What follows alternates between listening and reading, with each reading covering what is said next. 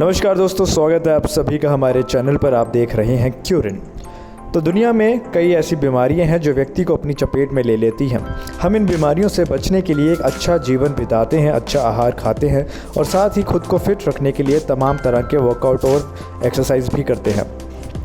बावजूद इसके कई ऐसी बीमारियां हैं जिनके बारे में ढंग से जानते तक नहीं हैं और ये हमें अपना शिकार भी बना लेती है।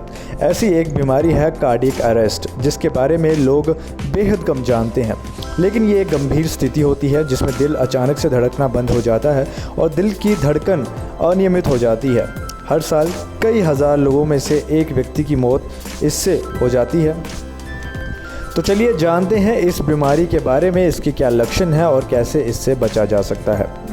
तो सबसे पहले समझते हैं कि कार्डियक अरेस्ट होता क्या है। तो कुछ लोग कार्डियक अरेस्ट को हार्ट अटैक भी समझते हैं, लेकिन ये दोनों में थोड़ा फ़र्क भी होता है। यहाँ ये समझना ज़रूरी है कि हार्ट अटैक से ज़्यादा खतरनाक कार्डियक अरेस्ट होता है। इस बीमारी में अगर समय पर इलाज ना मिले तो व्यक्ति की मौत तक हो सकती है।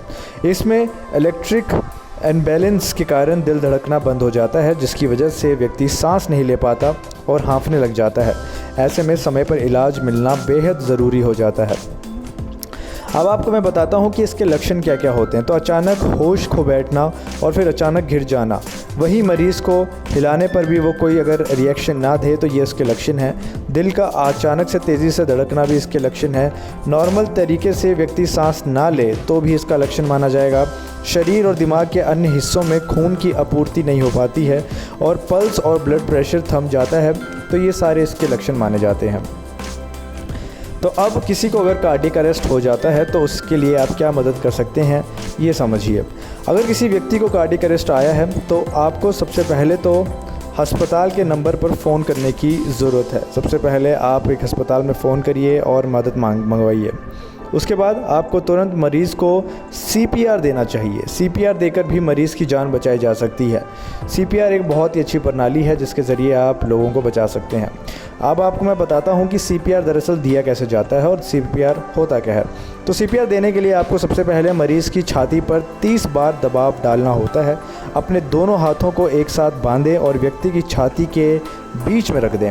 इसके बाद छाती के केंद्र यानी बीच में ज़ोर से तेज़ धक्का देते रहें। धक्का ऐसा हो जिससे छाती लगभग 1 इंच अंदर तक जाए। इसे आपको 1 मिनट में 100 बार दोहराना होगा। इस दौरान ध्यान रहे कि कंप्रेशन के बीच छाती को पूरी तरह से ऊपर उठने दें।